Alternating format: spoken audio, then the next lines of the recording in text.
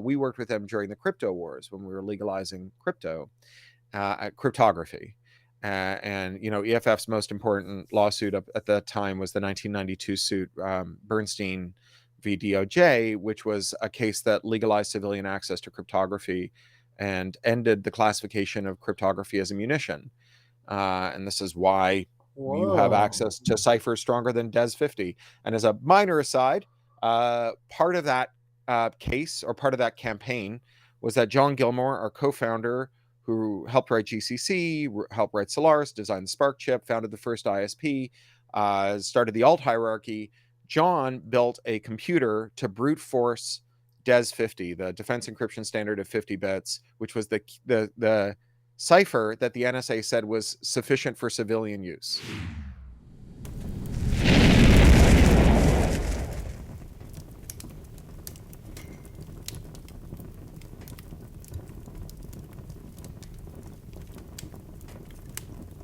Welcome, Fedi Friends. It's episode 16 of Fireside Fedi. I'm your host, Ozone. Fireside Fedi is a show about folks within the Fediverse. If you're seeing this, you are a part of the Fediverse. With me today is Cory Doctorow. You might know Cory from such classics as the term enshittification that he coined during one of his many presentations.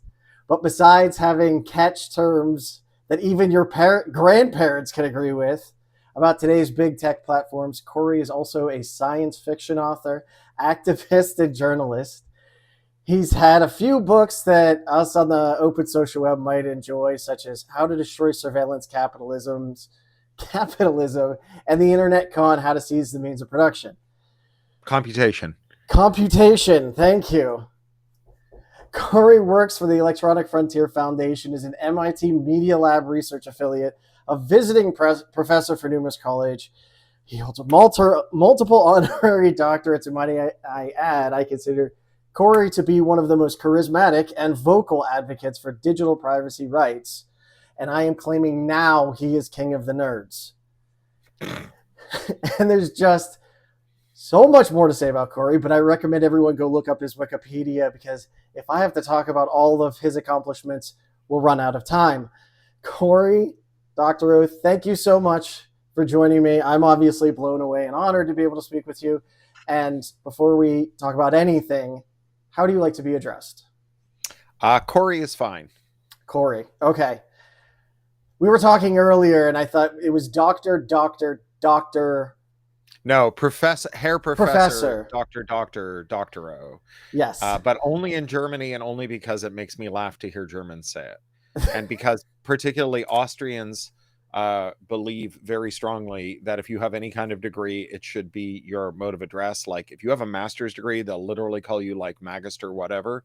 Or magistra. Yeah, it's very weird. It's a very credential obsessed country. And so I'm like, if you, as they say in the woodwind section, if you got it, flout it. I've told, similar to my wife, she's training to be a doctor of nurse practitioner. Doctor nurse. I have a friend who's a doctor nurse. And she's like, when we're out and about, I'm not going to make anyone call me. I was like, I will make them call you doctor. Like, I use it for like booking plane tickets and restaurant reservations and writing snippy letters to my kids' school on the grounds that maybe someone will treat me nice. Yeah. I'll have to remember that. Like, hey, the bank, we don't like this, signed doctor. Exactly. Right? Like no, it's letters of complaint, letters of whatever, like asking for a refund. I do that, HOA. HOA, a good one, a very good one. Yeah, we're definitely using that. All right.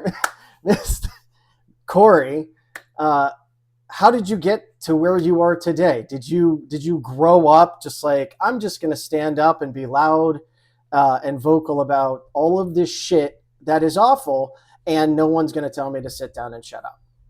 Is that like a common thing? Kind of. I mean, look, I grew up in a very political household. My parents are leftist organizers. My mom was very critical to the fight to legalize abortion in Canada. My dad was when Ooh. I was young. He called himself a professional revolutionary. Before he was a computer scientist, he wrote and helped sell on the street a Marxist newspaper and worked in a Marxist bookstore. And then he went back to school and became a computer scientist and a computer science teacher. But I grew up very political milieu. I was active in abortion rights, anti-nuclear proliferation, and anti-war. I dropped out of school for a year in high school to fight the first Gulf War, or fight to end the first Gulf War, not fight in the first Gulf War. Okay. Yeah. And so I was always very political, and I was always very involved in computers. So, when I was 7 in 1977, my dad brought home our first computer. Actually, it was our second computer. I'll tell you about the first computer in a second. But we had a teletype terminal and an acoustic coupler. And it was, we could dial up to the University of Toronto to a VAX system there, a PDP. And we didn't have a screen because that was expensive, but we had Yeah. paper. My mom was teaching kindergarten at this point. So she would bring home rolls of paper from the bathroom, and you'd get like paper towel, and you get 1,000 feet of computing up one side, and then you turn it over and you get 1,000 feet of computing down the other side, and you roll it back up and it would go back into the bathroom. The kids would dry their hands on it.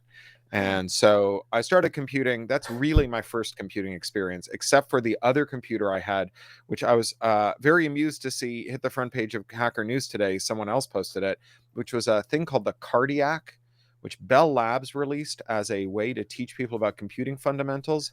And it was a cardboard papercraft computer, like Turing complete computer, with a set that you pieced together, and then you had a set of pointers and registers and a set of instructions, and you would write a program like add 1 and 1, and you would like move pointers around in the adder, and then that would trigger other instructions that you would then move pointers around over here, and then eventually it would output a binary number that was 2.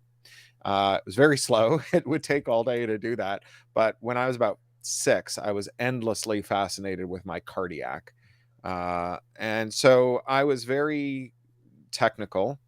I was lucky that we got an Apple II Plus in 79. By that time, my dad was head of computer science at a big high school in Toronto. And Apple had this very canny marketing scheme where in the summer of 79, they gave every head of computer science, I think in North America, an Apple II Plus to take home for the summer.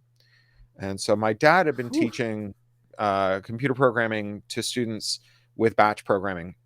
So you'd bubble in a bunch of punch cards, and then they would be sent off physically to a computing center and fed into a computer. And then you would get the printout, which would be like 3 lines before your program crashed. And then you'd go back and you'd look at your punch cards again.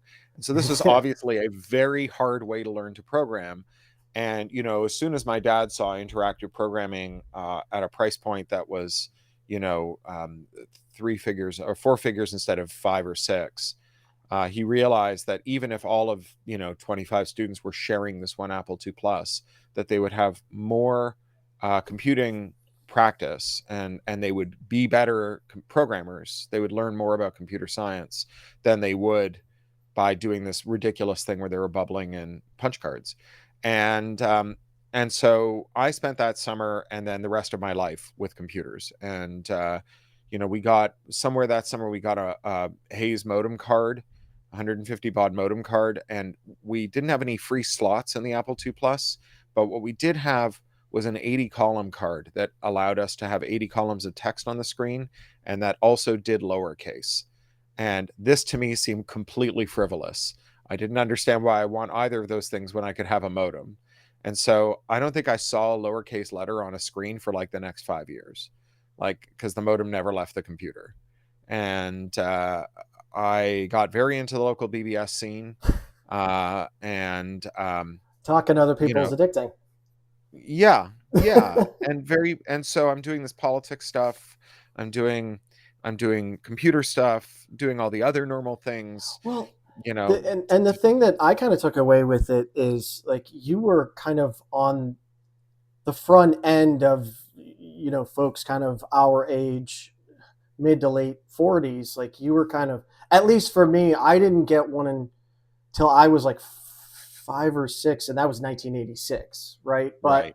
so I was slow to pick up the computers, but it kind of seems like you've been with it on that whole ride for your life. So you've Yeah. seen so much more because technology goes so much faster. Yeah. So I got involved with computers when they were quite legible, right? Yeah. And also when, the major way that you got an Apple II Plus to do anything, especially before modems and before BBSs where you could download programs from, was you would buy a magazine that would have a listing of a basic program, and you would key that basic program into your computer. And the act of keying in the program made you understand the logic, and the inevitable typos that you'd make would create debugging challenges that you'd have to figure out. Yeah. And so there was a lot of that just kind of came for free because of the primitiveness. So all of this stuff is going on, and I also went to a very groovy alternative high school, as you may have guessed from the fact that I was able to take a year off to fight against the Gulf War, and was still able to graduate eventually.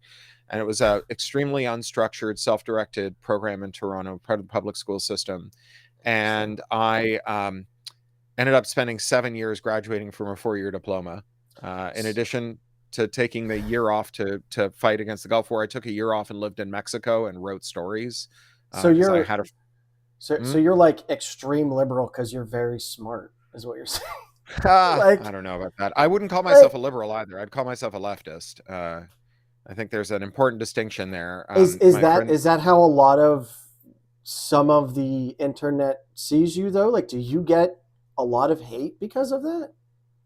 no. So I was sort of just Okay. getting to that. So, I Oh, went through sorry. this alternative school. No, no, no, it's okay. I went through this alternative school, graduated in my early 20s from high school, and then in quick succession dropped out of 4 undergraduate programs without getting a degree. Mhm. University of Toronto, York, Waterloo, and Michigan State. And I, you know, it was a combination of a lot of things, but the final dropout that I had out of Waterloo, I was in an interdisciplinary program, and I was writing software there. I spent my first couple of years, my first year there, doing cellular automata simulations, so sort of primitive machine learning.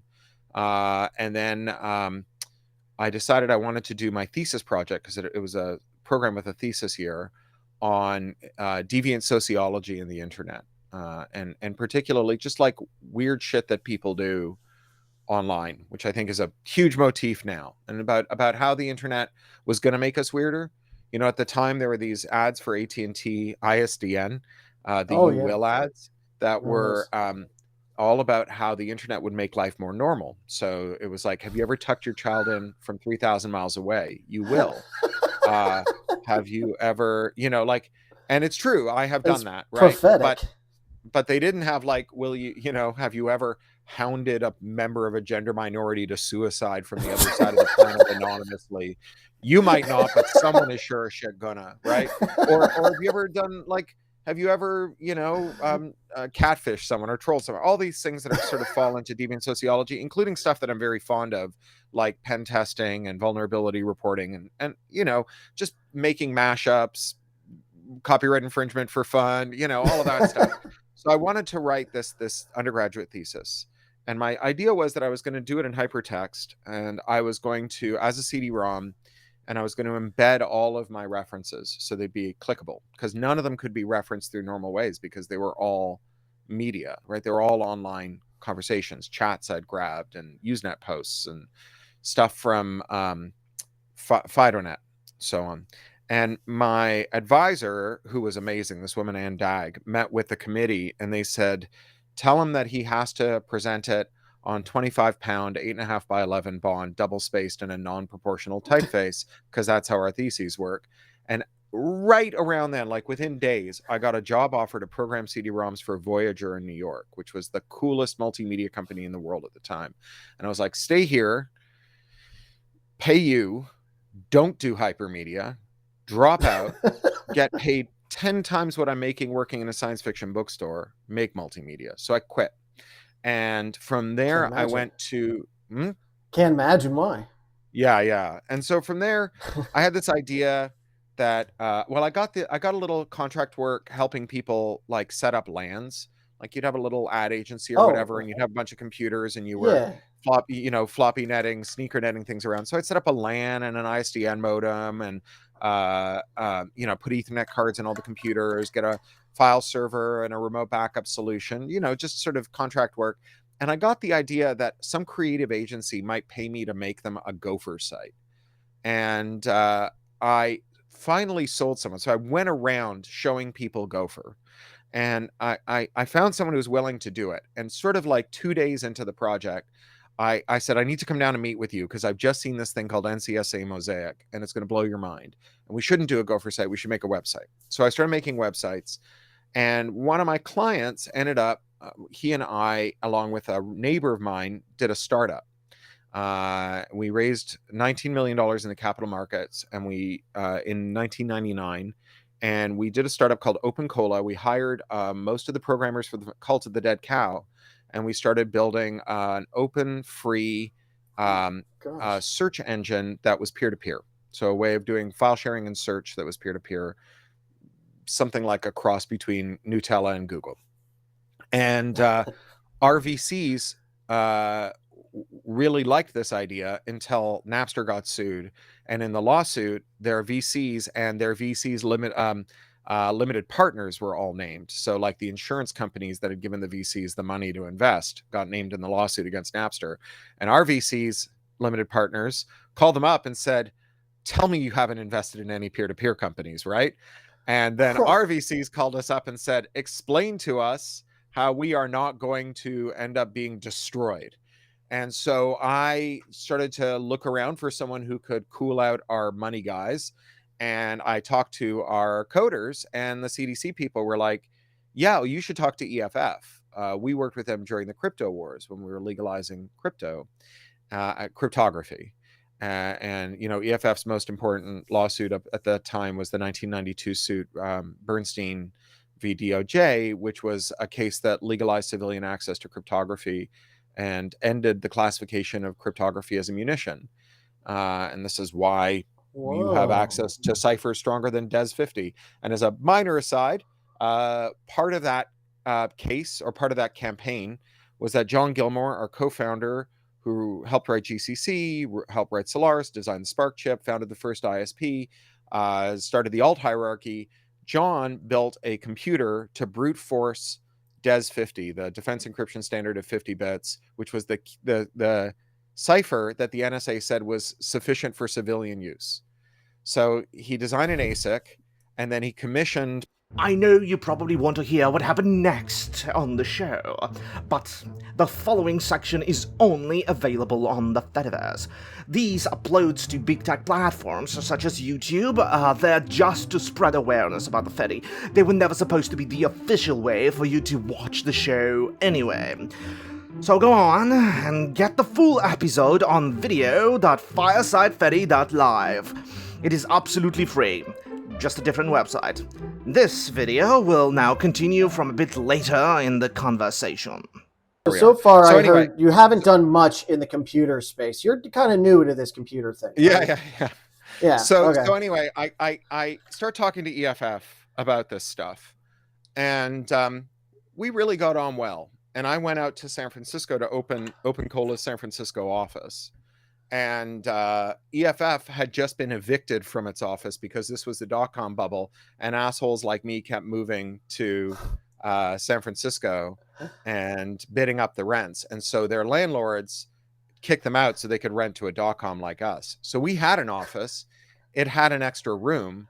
We gave it to them because there were only 6 people at EFF at the time. So they were my roommates. No kidding. And we were pals. Office roommates, and so we were pals, and we got on really well. And then the dot-com crash happened, and Microsoft offered to buy Open Cola, and our VCs figured out that this was an exit they could take that would help them make up for the fact that the rest of their portfolio had cratered. And they did what's called a cram down round, which is when they zero out the equity of the founders. And so I was one of those founders, and I got really angry. And they were like, well, what are you going to do, right? If you walk away from the company, the sale might not go through, and if you stick in, you will eventually get a really cushy job at Microsoft. They want you to be their DRM evangelist. I'm not making that up.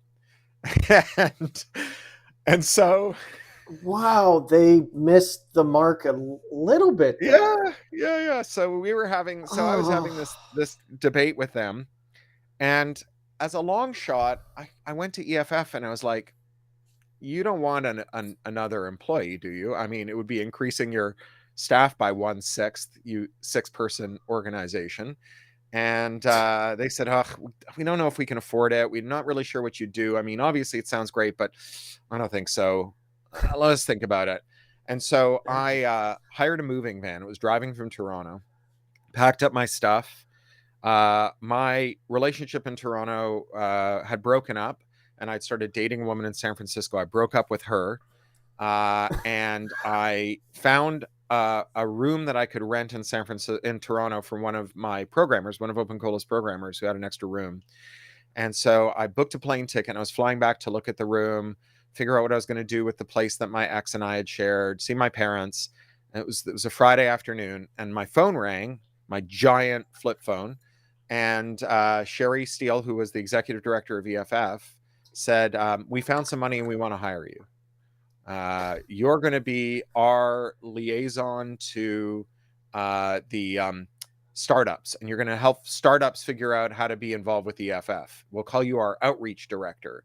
And I'm like, I'm not sure I can do that job. Let me think about it over the weekend. And I went back and I kind of did all the things that you do over the course of a weekend to think about what you do if you were going to move back home. And then I flew back on Monday and took the job. And Sherry said, I was sure you weren't going to take the job. I was convinced you weren't going to take the job. And so that was 23 and a half years ago.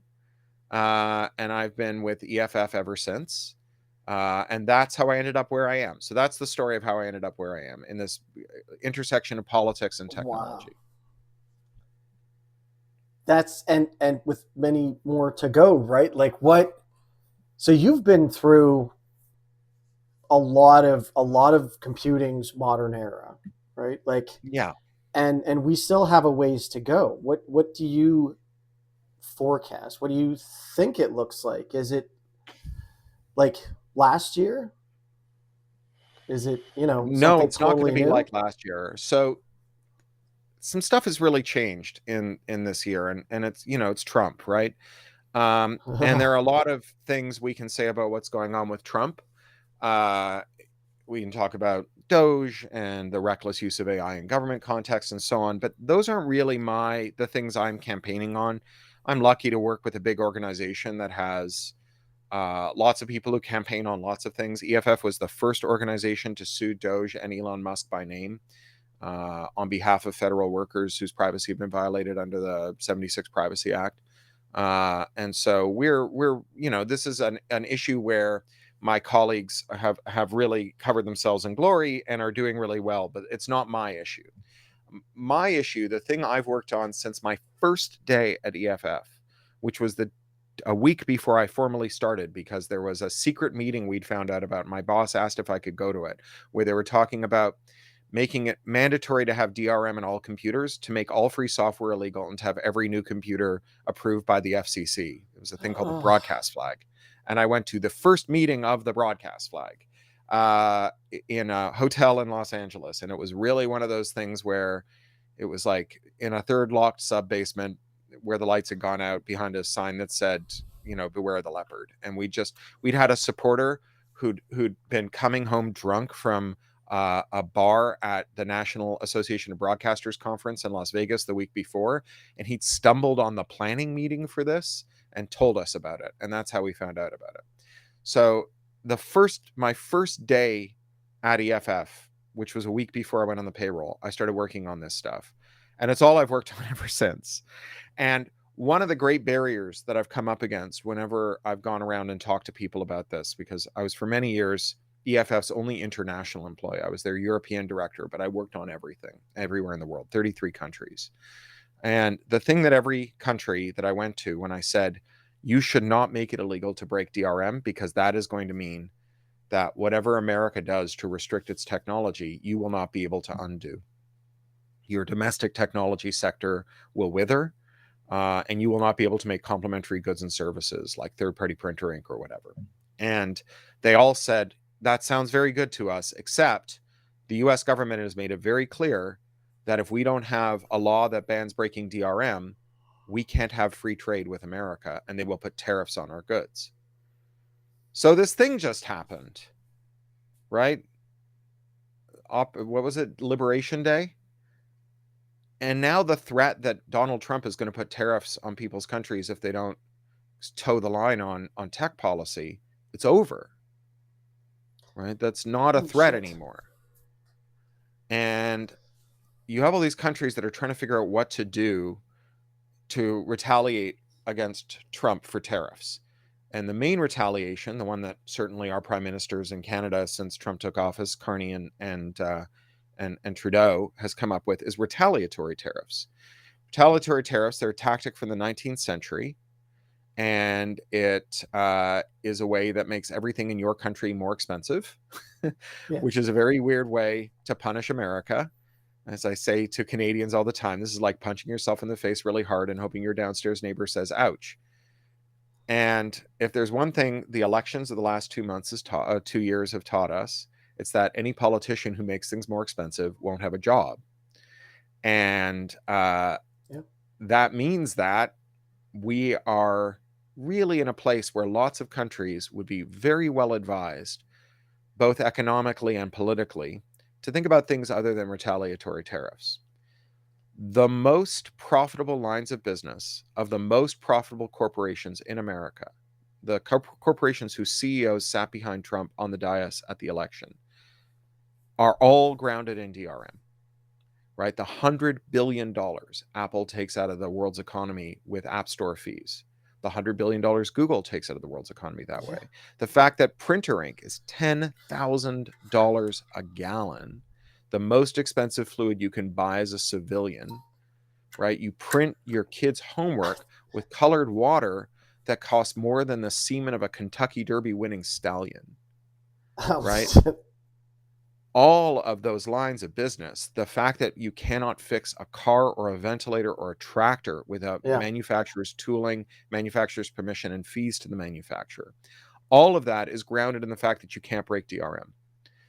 And if countries were to consider legalizing breaking DRM, they would, at the instant, make everything cheaper for people in their country, but also the country that gets there first, right? Not the country that makes it legal for the guy at the back of the dry cleaner with a folding table to jailbreak your iPhone and install a third-party app store, but the country that makes the tooling to jailbreak your iPhone and to create a third-party app store. That country then gets the relationship to third-party app stores that Finland had to mobile phones for 15 years when Nokia was king. You incubate and nurture a domestic tech sector that is an enormous source of economic value, especially if your country is Nigeria or Ghana or even Spain. So there is this massive opportunity right now, a once-in-a-lifetime opportunity. I've been thinking a lot lately about the guano wars. So when America was getting off the starting blocks, it needed a lot of fertilizer. Because once, they chopped down the trees, they planted a couple of crops, they used up all the soil nutrients, and then they needed fertilizer. And there are these islands, little abandoned pieces of rock that are only used by birds and only to shit on. And they're all around the sea and all around the coasts of America. And they had centuries of guano. And guano is an incredible fertilizer. And the US government passed a law that said that they would defend with the US Navy the claims of any US citizen to a guano island. Now, the reason the guano wars stopped, the reason the guano wars don't exist anymore, is because we've used up all the guano. But there was a once in history opportunity for one country to launch itself into a stable orbit using the accumulated wealth that had piled up over centuries. And right now, American tech companies have extracted trillions of dollars from the world's economy. They've piled up guano to the sky, right? And this is a once-in-a-lifetime opportunity to convert hundreds of billions of dollars in extracted rent from American tech companies into tens or hundreds of millions of dollars for tech companies around the world, small and medium-sized ones, with the remaining hundreds of billions being turned into a consumer surplus for all of us, everyone. Because of course, there's no way to stop Americans from importing software-based tools, right? If we have an internet connection and a way to pay for it, we can buy those tools from Nigeria or Canada or Ghana or Spain, right? So we were the first victims of this DRM regime, right? And everyone else got it after. So if Canada like tariffs soybeans, that is a very indiscriminate weapon, right? And the major impact of that is felt by some farmer in a state that begins and ends with a vowel who never did anything to Canada. Yes. Right? If Canada fucks up iPhone $100 billion annual grift, they're just kicking Kim Apple, right? They're just going after the people who fund Trump and who enable Trump. And they're helping that farmer because he's going to be able to jailbreak his tractor and do service without paying John Deere. And so this is just like a good tactic all the way around. And my favorite thing about this is the one company that benefits the most from DRM, in my view, is Tesla. Because Tesla trades at a more than 400 to 1 price to earnings ratio. Whereas like Ford, it's like 6 to 1. Tesla makes no sense. Like they lose 70% of their value and they go up. But the thing that markets are betting on is that Tesla has recurring revenue streams from software-based upgrades and subscriptions. I have heard about that, yeah. Tesla's valuation is grounded in DRM. If you get rid of DRM, then every Tesla driver in the world, instead of putting a sticker on the back of their Tesla that says, I bought it before Elon went crazy, they could go and jailbreak their fucking Tesla and get all the downloadable content for one price that they pay to a mechanic who doesn't give a dime to Elon Musk. And that brings the price to earnings ratio of Tesla to something more like Ford, which is 6 to 1, right? Not 400 to 1. Car company, not a software company. A car company, not a software company. And where does Elon Musk's power come from? Well, he's got these incredibly valuable shares that he stakes as collateral and loans that he takes out so that he can buy Twitter and the presidency. So let's kick Elon Musk in the dongle. Yeah. Yeah. So this is what I think can happen in the next year. This is the first time in 25 years that we've had this opportunity. It's amazing. And I don't know if we're going to pull it off, but I think it's ours to take or lose. And Milton Friedman, who is like this economist who is the court sorcerer to Ronald Reagan and Margaret Thatcher and Augusto Pinochet, who's far-right economist. People used to say to him, Milton, how are you going to make your ideas come true? Because like in the 60s, when people really liked the social safety net and the New Deal and the post-war prosperity, they would say, Milton, how are you going to convince people to give up on a university education for their kids, a dignified retirement, healthcare, and so on? And he would say, in times of crisis, ideas can move from the periphery to the center in an eye blink. Our job is to keep ideas lying around and not let a crisis go to waste, right? So his ideas were terrible. His theory of change was right. When the oil crisis hit, he transformed the world for the worse. So Steve Bannon, he says that he's a left-wing Leninist. I am a right-wing Milton Friedmanite. I think that when crisis strikes, and it's not an oil crisis this time, it's a Trump crisis, we can move ideas from the periphery to the center in an eye blink. This is the moment where people are willing to think about something that they've never thought about before. And I really think we've got an opportunity, especially since the first country that gets there reaps the lion's share of the benefit. And so once a country makes a feint towards this, I think the other countries are going to stampede for it. So I think this is an incredible moment.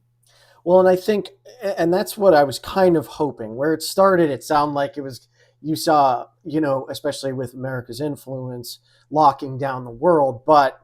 And you ended where I figured you would. Like, I know Europe is very open source friendly, and they're pissed about what's going on, that they have no Yep. control over it. And the quickest way to market, in my opinion, I'm hoping, is open source.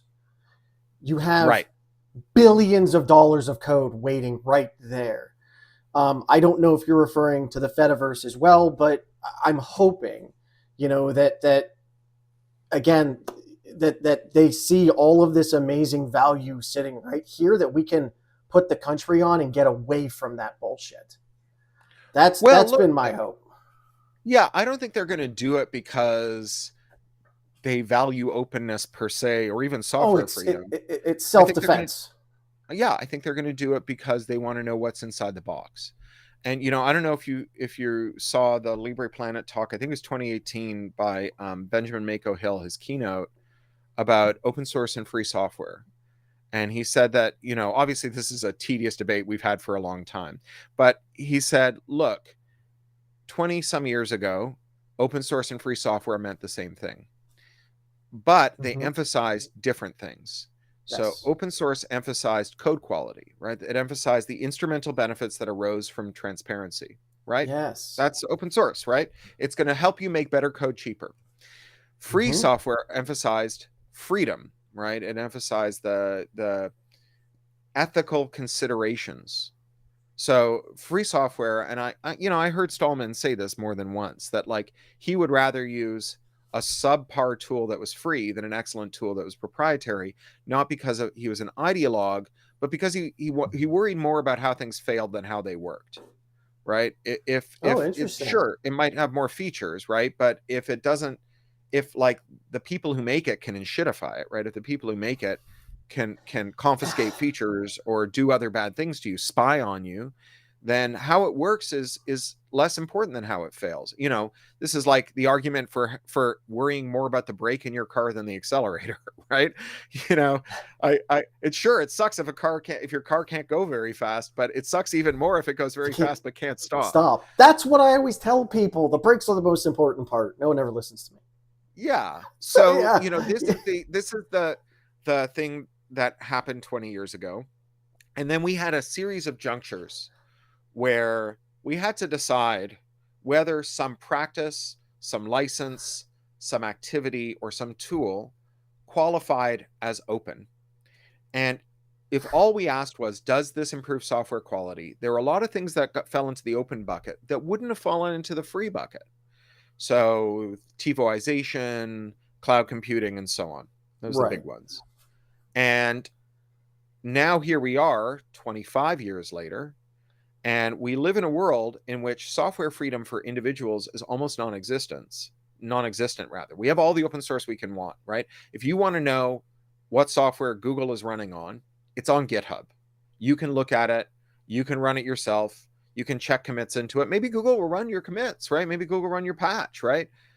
But only Google has software freedom because all of our apps loop through their cloud and we don't get to configure their cloud. Right. And so, I think that this was a really important, this was a really important insight and a really important contribution to this debate about freedom and openness. I think Richard made a mistake with calling it free software. I think Richard has some ideas about language that don't work out the way that he thinks they will. Yes. And in this case, I think he thought that calling it free software, because there was this ambiguity as between free as in speech and free as in beer, was that it would make people ask questions, right? They would say, oh, I don't get what that means. Explain it to me. And what would happen instead was people go, oh, I can't make any money from that. I'm not interested, right? And so the conversations he was hoping to have just never happened. He was right when he said that calling it open was going to strip away the ethical proposition at the core of the free software movement. But, frankly, that was an unforced error on his part. Yeah, it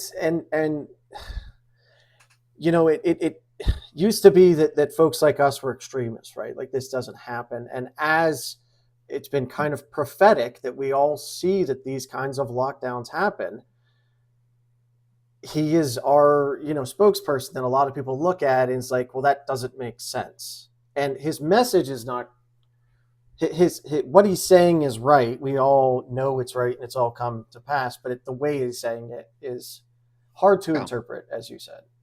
Yeah. And look, reasonable people don't walk into the lab, find a locked drawer and say, oh, fuck it, I'm making Unix. Right? So like, we're not reasonable. Yeah. So, that's like, so to a certain extent, unreasonableness is a feature and not a bug when we talk about people who want to do something big and ambitious. But it's also why benevolent dictators for life are such a problem.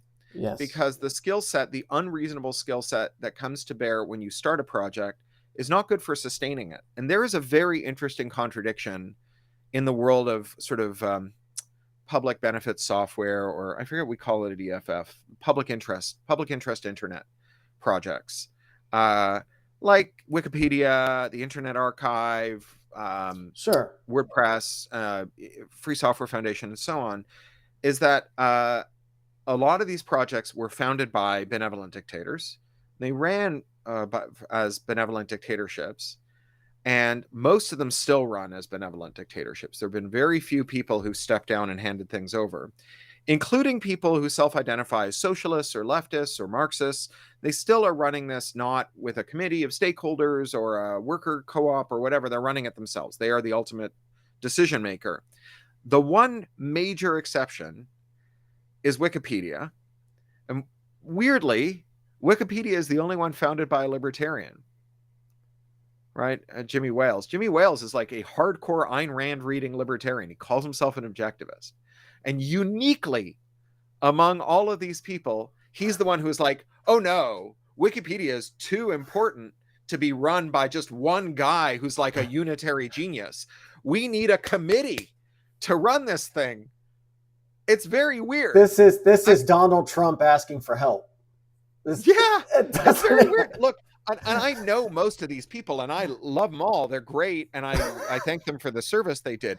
I just think it's very weird that, card-carrying members of the Democratic Socialists of America are like, I can run this organization, and the guy who's copied of Atlas Shrugged can no longer be open because the pages are all stuck together, is like, no. This needs to be a Soviet Socialist Workers Collective. It's weird. Business is not reality. I don't know. I mean, good on Jimmy, right? Good on Jimmy. No, and that's but seeing that's where I have issues, because like whenever I try to talk to the to the one side about that, like, I don't think you should have this power. And like, oh, you just want it for the other side. No, I don't think anyone should have this power. Yeah. Well, getting back to, jailbreaking and so on. The main thrust of our tech regulation for 20 years has been to make platforms exercise their power more wisely. And we've seen how that's worked out, right? You asked like Facebook to like, do something about hate speech, right? People got really pissed off when they got rid of the fact checkers and when they fired a bunch of content moderators and so on.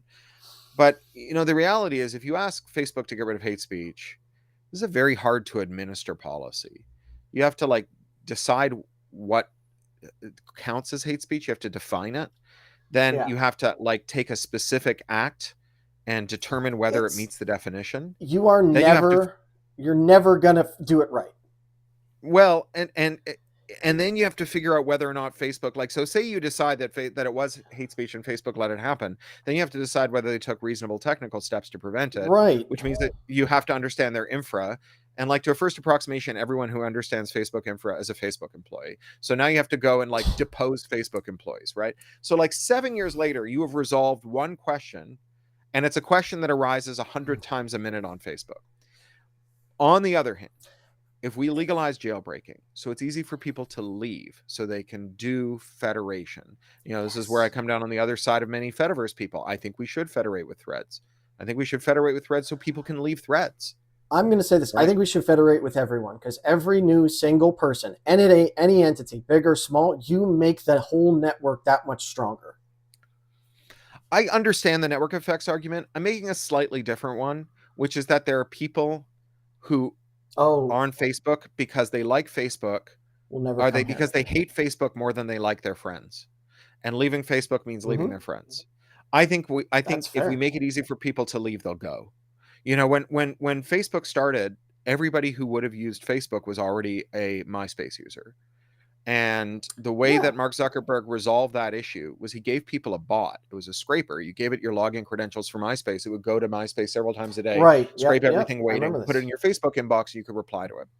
And that meant that you didn't have to choose between your friends and Facebook, right? You could go to the superior service, but not have to give anything up. Lowering switching costs is an act of mercy and empathy for people who are held hostage by their love for each other. And if we make it easy for people to leave, then we make it easy for people to escape the bad moderation policies, the Nazis, the hate speech, the harassment. So we have to ask ourselves, right? That is the tragedy of harassment on platform that someone has bad ideas and says bad things, or that the target of the harassment would have to give up so much to leave that they have to sit there and take the bad speech and the bad conduct, right? And I think that like it is unreasonable to hope for a world in which no one has bad ideas, but that it is within our grasp to hope for a world in which you can leave very easily when Yes. someone tries to corner you with their bad ideas. And that's what federation is good for. And so I think that federation as policy, so like the US, the America Act was just reintroduced today in Congress. It's an act that would require Facebook to stand up an API so that it could interoperate with things like Blue Sky and ActivityPub. And if we do that, which I think we should, there's a lot of details we'd have to get right, but if we do that, then it would mean that people could leave Facebook and make Facebook less powerful. So rather than saying, Mark You see it as Zuckerberg, an you must off-ramp. use your, yeah, rather than saying, Mark Zuckerberg, you must use your power as the unelected social media czar of 4 billion people wisely, we would say, Mark Zuckerberg, we're taking away that power. The problem isn't the wrong Mark Zuckerberg acting as social media czar. The problem is the social media czar. We should abolish Mark Zuckerberg, right? Yeah. Not make him better.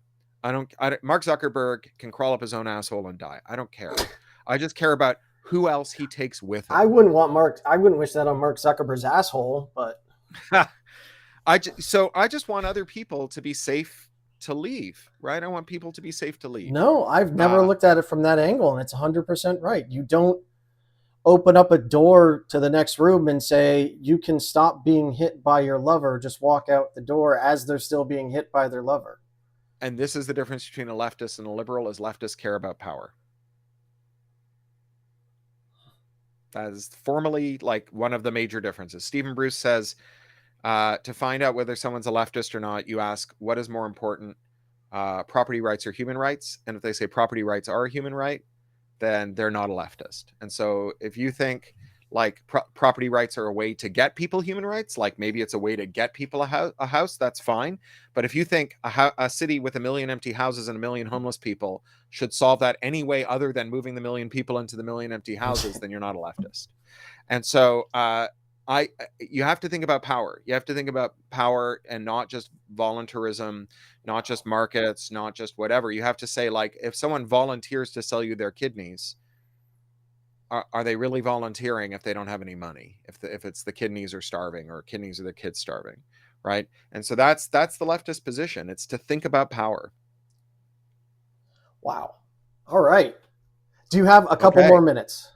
I do. I have 2 minutes and 10 seconds. Okay. So for the real reason I asked Cory here is to give him a opportunity to win a prize of a lifetime. Our prize today is all of the intellectual property in the world. Thought about making you the overlord of all digital data, but I think you agree no one should have that kind of control, right? Are you ready for the quiz? Yes. Favorite movie and why is it Spaceballs?